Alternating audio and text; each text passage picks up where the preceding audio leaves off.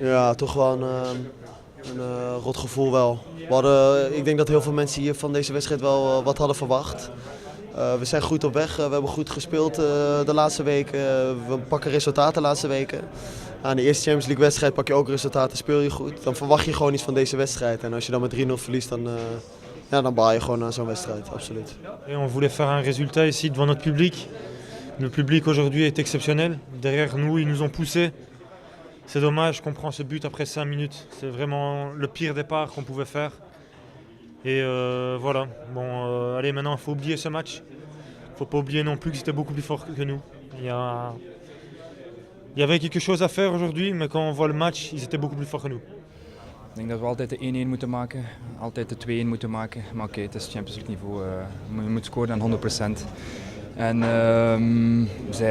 ik zeg niet dat zij aan 100% scoren, maar zij scoren wel en wij niet. En daarom zijn zij top en wij nog niet. Jouer contre des équipes comme ça, et je pense que ça va nous donner la confiance pour le reste du championnat. Et je pense que avec ça, on connaît des erreurs maintenant de chacun. Et je pense que ça va nous aider pour les matchs à venir. Maar oké, we hebben dan toch een paar kansjes gehad. En die moet je wel afmaken op dit niveau, zeker tegen een sterk Dortmund. On revient bien dans le match, on a l'occasion de marquer, on ne le fait pas, et puis ça se paye cash. Ramos y rentre. Vous voyez, quand ils ont un effectif comme ça, Ramos y rentre et il fait la différence. C'était une équipe vraiment top européen. Ja, dan valt dat tweede doelpunt, dan snijdt een beetje onze adem af, maar zelfs dan hadden we een goede reactie. En als je die kans van Mitrovic, als die binnen is, kan je de wedstrijd misschien doen laten kantelen. Dan krijg je misschien een andere wedstrijd, maar dat gebeurde niet. En dus hebben we blijven proberen, hebben meer risico's genomen en hebben ze ook die derde goal gemaakt. En oké, dan is het afgelopen natuurlijk. Je speelt tegen de top van Europa en dat weet je, dat heeft de trainer ook van tevoren gezegd. Die groep is gewoon hartstikke goed en dan weet je dat het lastig gaat worden.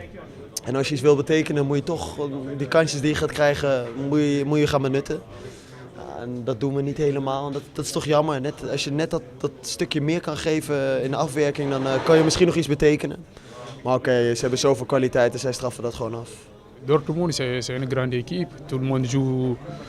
Il y a combien de joueurs qui jouent dans l'équipe nationale et tout. Et voilà, il y a des finalistes de la Coupe du Monde. Donc voilà, c'est pas étonnant. C'est des grands joueurs, donc c'est comme ça. Ik denk dat we gewoon realistisch moeten zijn en oké, dat we onze plaats moeten kennen in Europa. Maar dat iedereen had misschien gehoopt op een stunt, maar wij wisten natuurlijk dat we top moesten zijn en dat alles moest meezitten. Wat niet echt niet het geval was vanavond.